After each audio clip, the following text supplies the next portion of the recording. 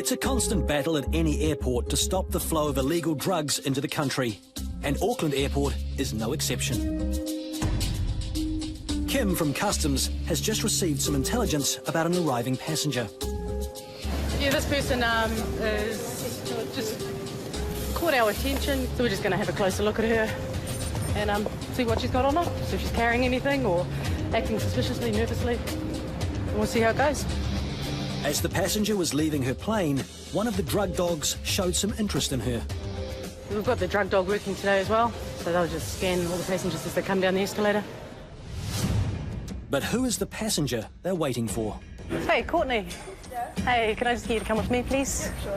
And all your bags. Here's your phones here, yeah. So you've just been away for 6 days, have you? Yep. Where were you in Oz? Sydney. Is it just random picking? Pretty much, yeah. So who are the two girls you're travelling with? Friend from course and her best friend. Oh, okay. The girls went to Sydney to go to a concert, but were away for 6 days. So who inspired such an expensive night out? Eminem. It was amazing. Kim's focus is on finding any drugs, so she's starting with the tiny compartments of Courtney's wallet. Quite interesting what's in my wallet. Nothing nasty I'm going to find in here? Hope not. That's a battered licence. Yeah, that's my mate's one. She left it when he shut her dress. So why have you got her licence? I have no idea. I've had it for like a year. It's an unusual find. Why would you have a licence that someone else is required to carry with them? What does she do when she drives? It's my mate's mate. I don't really 100% know her. Courtney's story has changed from safeguarding the licence for a friend to barely knowing the licence holder at all. Such a thorough job. It's amazing what you can find in wallets. Now, what's in the bag? Shoes. Shoes? Yeah. Bought some new ones too? Yeah. For a student, Courtney seems to have quite the budget for travel and shopping. That's for my Fiji trip on Friday. You going to Fiji on Friday? Yeah. Wow. Who paid for that one? My parents. Your parents? I'm paying them back though. Courtney has stashed leftover vodka and Jägermeister in her bag, but it's the harder stuff Kim's after. So have you used drugs at all? We've all had our times, but it's not my thing. Yeah. What have you tried? I don't know. Nothing bad. Nothing bad, it's drugs. What have you tried? No, party pills. Yeah. Yeah. Just party pills and Yeah. nothing stronger, marijuana? No, I know people that have that. Yeah. So nothing harder, no ecstasy, heroin, nothing? Not like that. No pee? No, why not? It's crazy stuff. Yeah. Courtney is suspected of concealing drugs. She's also carrying something she shouldn't and doesn't realise that things are about to get a whole lot worse.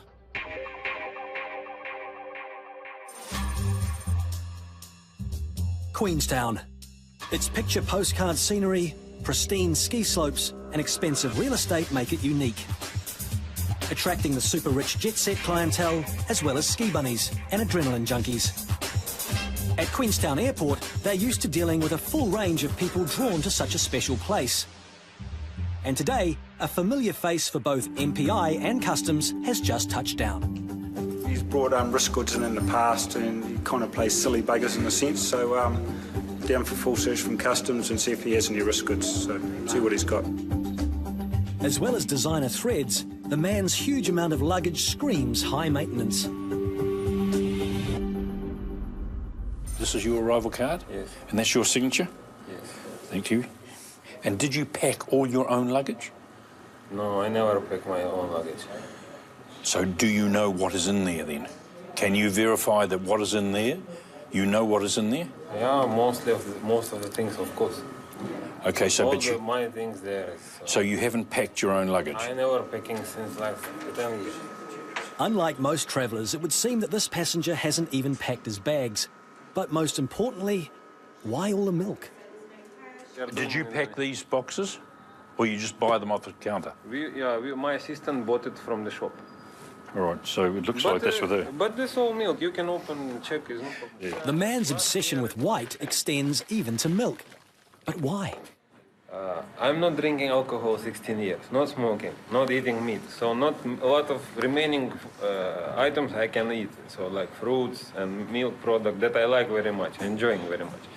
So last year when I came here, I tried all the milk products from the shop. It was maybe 7 or 8 different kinds of milk. And unfortunately, I'm sorry to say that, but they are not my taste, you know. So The unfortunate part about it is there's a very good possibility that you won't be able to bring that in. As well as having refined taste for dairy items, he's also partial to the odd beauty product. Check on some of this. This is hand cream, and this is also extra emollient night cream. I have a good assistant. She is the one who's thinking about me very well. Do you have very soft hands, do you? Please, it's too much. It's again cream, huh? Oh, unbelievable. But I will talk to her. It's all a little embarrassing when you haven't packed your own luggage. So next year, when I come back, I promise you I will not bring so many creams. As the search continues, more food arises. Looking after you, bags of pistachio nuts. And there's another one in here too. This is not a customs issue. This is a biosecurity issue. And so we'll be the Ministry of Ag and Fish will be looking into this. And of course, it's the assistant's fault. I think she's looking after you probably a little bit too well. No, I will change assistant, I believe. So many overweight. So many creams. But then Warwick finds a bag that could lead him to be suspicious of this bizarre traveller. Why would you want all this?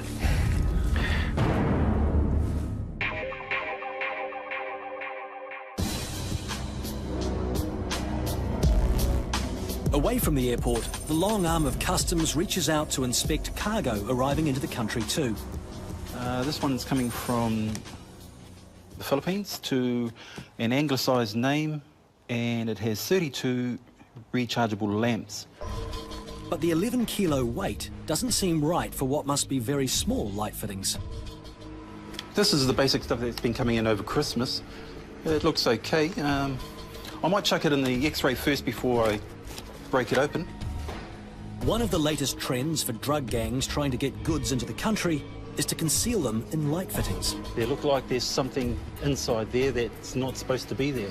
Yeah, you can see them really well over here and over here. I was pretty keen to get that open. What is the smuggled substance? How much of it is there? And just how devious have these drug smugglers been? Pretty keen to get that open. At Air Cargo, Senior Customs Officer Tony has discovered an unidentified concealment in boxes of LED lights destined for an Auckland address. I can see just in there that they put the tape on there obviously to hide the concealment of what I believe to be contact NT. And when I open it up, there's a lot larger bag of pink and yellow granules.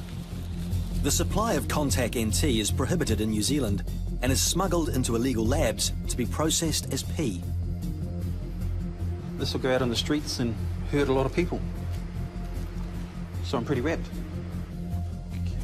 After we've cracked open a few of them, we stop, get in touch with the appropriate departments, and they say yay or nay if we have to carry on. Once we have been given the all clear, then we take it into our exhibiting room. But before the drugs are weighed and stored as evidence, there's a few tests that must be done. The current method used by drug smugglers is to keep electric goods working to help avoid detection. But will this be the case here? Wow. Definitely working. This is where the battery's supposed to go. The power source is still working, so they didn't even try and disconnect that. A simple test will confirm if the substance is contact NT, as Tony suspects. When it turns that purple colour there, that indicates a positive response for estrogen, which is what we're after. Yeah. Spot on. Dismantling all the lights in the exhibit room, the true weight of the contact NT is revealed.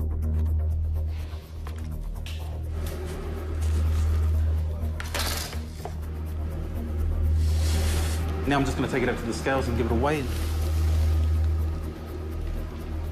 Nearly 3 kgs, 2.925 kgs of pink and yellow granules, which is really good. It's also a lot of weight to add to a consignment of lights, and was the downfall for this cunning concealment. All right, that was pretty good. In the end, we got close to 3 kgs of pink and yellow granules, which are now confirmed as contact MT, with a street value of $120,000. $120,000 worth of contact NT could be transferred into hundreds of thousands of dollars worth of P.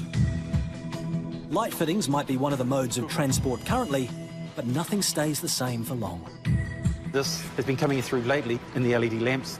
Once they've clicked onto what we're getting onto them, they'll change it to another way of bringing it in, and from there the games begin again. We'll remain vigilant and we will stop the stuff from coming through.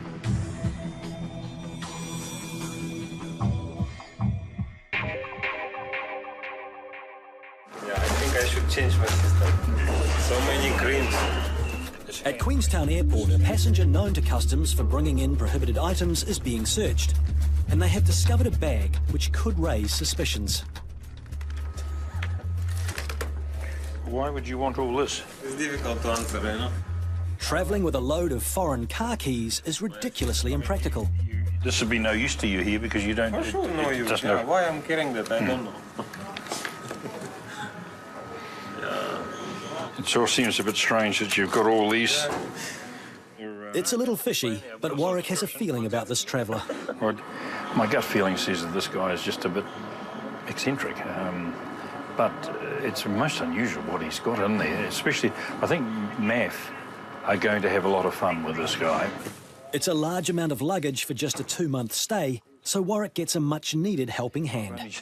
This is only one bag. If you could take either one of those 2 bags, that'd be very good. And the strange discoveries continue. Okay, that I'm always studying with my body. There is meditations, yoga. I have done all these things, yeah. And that I discovered that the main problem of the human body is in the neck. So when your pillow. When the neck is blocked, for example, the muscles, then there is no blood flow, and then all the entire body feel wrong. The strange search is finally over. Now all that's left is the small issue of 40 litres of milk.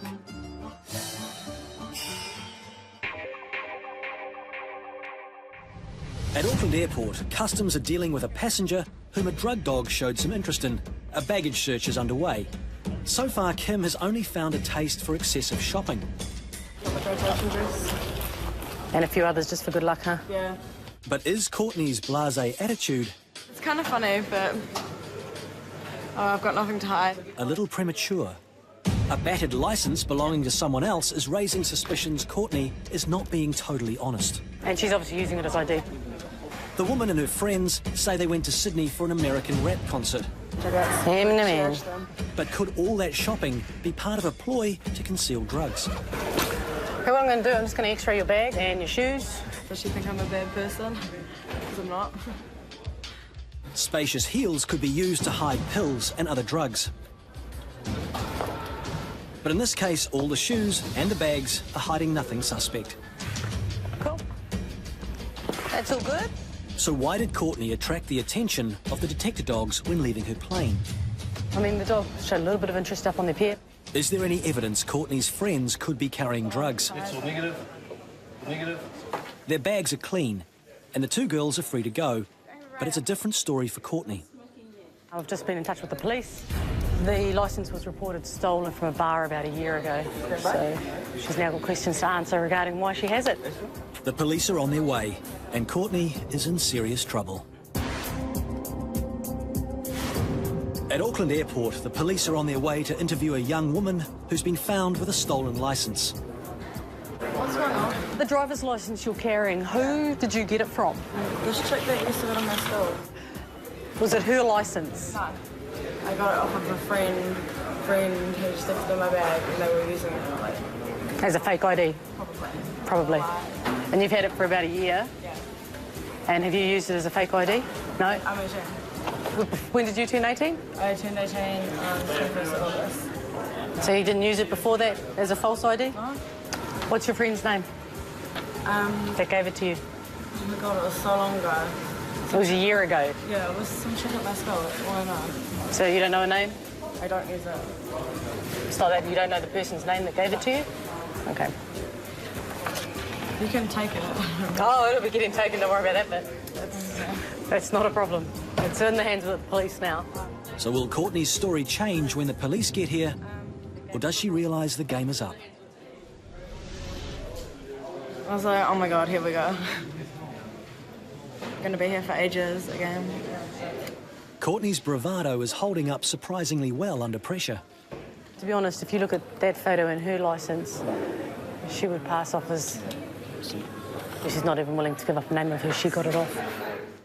The police officer wants to hear what she's got to say about having the licence. Not much to say, it's not mine, I had it, so yeah. Didn't realise it was stolen. And whereabouts was this? In Auckland City. Do you recall going to Meet and Code nightclub at English Stage last year? Not last year, but I do go there, yeah.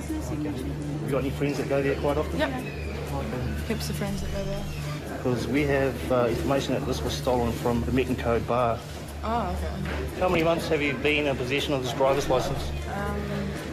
Well, it was 12 months in a year, so maybe like 10 months, maybe? 10 months. 12 months. And all this time you knowingly had it in your possession, knowing it was not yours, or not knowing the person that owns it. Yeah. I just didn't think anything of it at all. Her casual attitude does not impress. A driver's licence contains personal details that can be used to commit identity fraud. Based on what you told me, you were under arrest for receiving a stolen item. What if I find out who actually gave it to me? That may Does help that get out of me of shit? if you want to refresh your memory, and I can try and find out. if you can't tell me now, it's not going to help your cause, really, is it? She's under arrest for receiving a stolen item. Okay, cool. You can start picking up your things. Arrested at the border, and Courtney still doesn't realise her explanation has worn thin. People always have other people's idea. Like, I always leave my idea with people's friends and stuff. I didn't think anything of it, but oh well, shit happens. But holding on to the licence for so long just doesn't stack up. You've got to ask yourself, why did she not hand it in to authorities or the AA? It's common Anyway, sense. yeah, and the story keeps changing slightly too. Courtney's week away with girlfriends has ended in total ruin. You have the right to speak with a lawyer without delay and in private before deciding whether to answer any questions. And we have a list of lawyers that speak to you for free. You understand your rights? Yeah. Courtney was eventually issued with a formal warning for receiving stolen property.